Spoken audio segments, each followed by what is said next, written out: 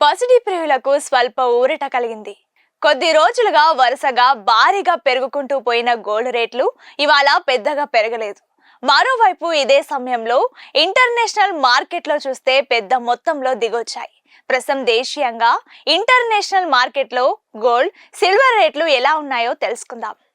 ఢిల్లీలో 22 క్యారెట్ల 10 గ్రాముల బంగారం ధర 80,060 రూపాయలు ఉండగా, అదే 24 క్యారెట్ల 10 గ్రాముల బంగారం ధర 87,320 రూపాయల వద్ద ఉంది.